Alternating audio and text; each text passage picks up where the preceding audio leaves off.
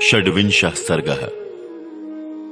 श्री राम को उदास देखकर सीता का उनसे इसका कारण पूछना और श्री राम का पिता की आज्ञा से वन में जाने का निश्चय बताते हुए सीता को घर में रहने के लिए समझाना। धर्मिष्ठ मार्ग पर स्थित हुए श्री राम माता द्वारा स्वस्ति वाचन कर्म संपन्न हो जाने पर कौसल्या को प्रणाम करके वहां से वन के लिए प्रस्थित हुए। उस समय मनुष्यों की भीड़ से भरे हुए राजमार्ग को प्रकाशित करते हुए राजकुमार श्री राम अपने सद्गुणों के कारण लोगों के मन को मथने से लगे। ऐसे गुणवान श्री राम को वनवास दिया जा रहा है, ये सोचकर वहां के लोगों का जी कचोटने लगा। तपस्विनी विदेह नंदिनी सीता ने अभी तक वह सारा हाल नहीं सुना था। उनके मन में यही बात समाई हुई थी कि मेरे पति का युवराज पद पर अभिषेक हो रहा होगा।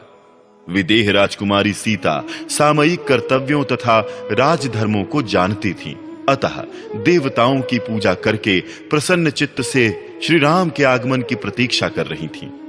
इतने में ही श्री राम ने अपने भली भांति सजे सजाए अंतःपुर में, जो प्रसन्न मनुष्यों से भरा हुआ था, प्रवेश किया। उस समय लज्जा से उनका मुख कुछ नीचा हो रहा था। सीता उन्हें देखते ही आसन से उठकर खड़ी हो गईं।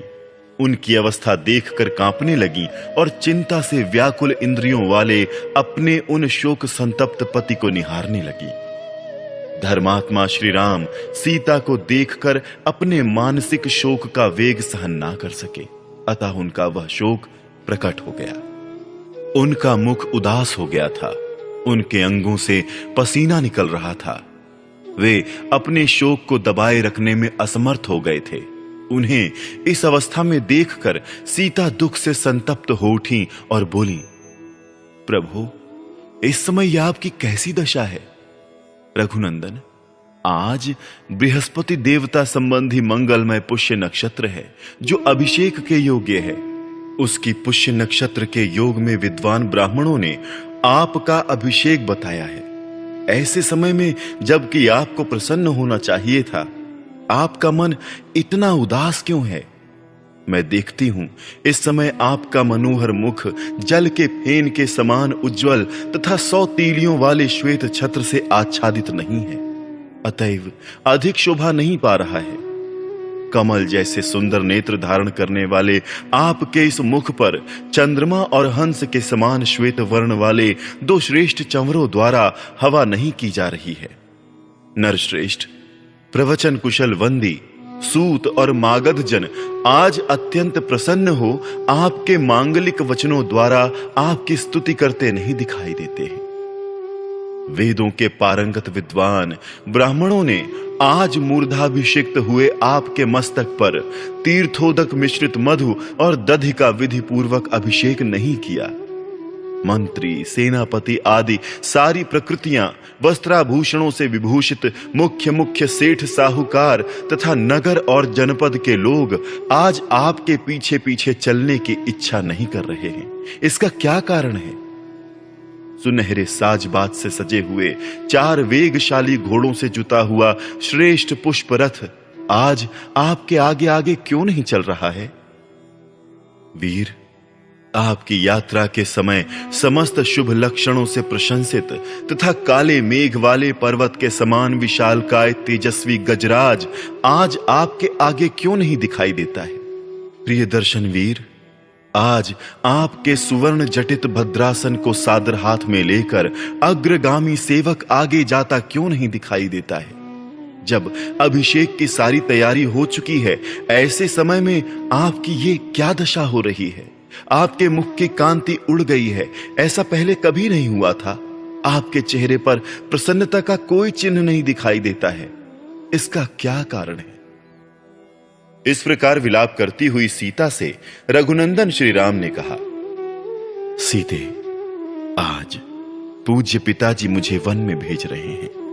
महान कुल में उत्पन्न धर्म को जानने वाली तथा धर्मपरायणी जनक नंदिनी, जिस कारण ये वनवास आज मुझे प्राप्त हुआ है, वो क्रमशः बताता हूं, सुनो।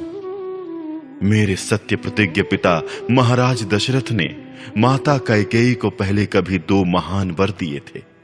इधर जब महाराज के उद्योग से मेरे राज्याभिषेक की तैयारी होने लगी, तब कैकेयी ने उस वरदान की प्रतिज्ञा को याद दिलाया और महाराज को धर्मतः अपने काबू में कर लिया। इससे विवश होकर पिताजी ने भरत को तो युवराज के पद पर नियुक्त कर दिया और मेरे लिए दूसरा वर स्वीकार किया, जिसके अनुसार मुझे 14 वर्ष तक दंडकारण्य में निवास करना होगा।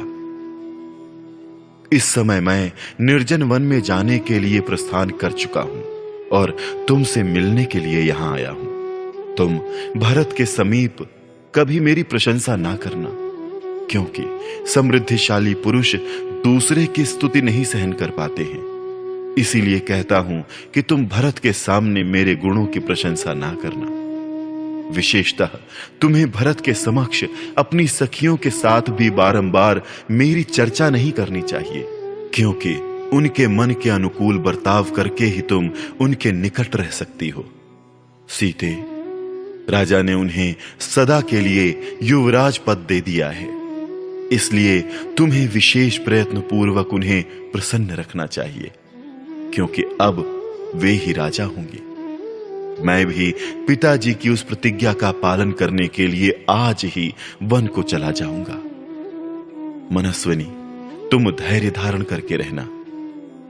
कल्याणी, निष्पाप सीते, मेरे मुनिजन सेवित वन को चले जाने पर तुम्हें प्रायः व्रत और उपवास में संलग्न रहना चाहिए। प्रतिदिन सवेरे उठकर देवताओं की विधि पूर्वक पूजा करके तुम्हें मेरे पिता महाराज दशरथ की वंदना करनी चाहिए। मेरी माता कौसल्या को भी प्रणाम करना चाहिए। एक तो वो बूढ़ी हुई, दूसरे दुख और संताप ने उन्हें दुर्बल कर दिया है। अतः धर्म को ही सामने रखकर तुमसे वे विशेष सम्मान पाने के योग्य हैं। जो मेरी शेष माताएं हैं, उनके चरणों में भी तुम्हें प्रतिदिन प्रणाम करना चाहिए, क्योंकि स्नेह, उत्कृष्ट प्रेम और पालन पोषण की दृष्टि से सभी माताएं मेरे लिए समान हैं। भरत और शत्रुघ्न मुझे प्राणों से भी बढ़कर प्रिय हैं। अतः तुम्हें उन दोनों को विशेषतः अपने भाई और पुत्र के समान देखना और मानना चाहिए। विदेह नंदिनी, तुम्हें भरत की इच्छा के विरुद्ध कोई काम नहीं करना चाहिए, क्योंकि इस समय वो मेरे देश और कुल के राजा हैं। अनुकूल आचरण के द्वारा आराधना और प्रयत्न पूर्वक सेवा करने पर राजा लोग प्रसन्न होते हैं तथा विपरीत बर्ताव करने पर वे कुपित हो जाते हैं।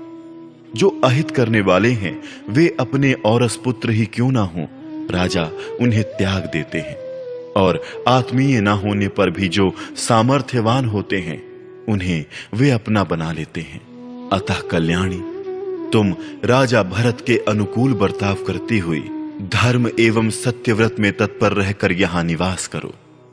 प्रिय, अब मैं उस विशाल वन में चला जाऊंगा।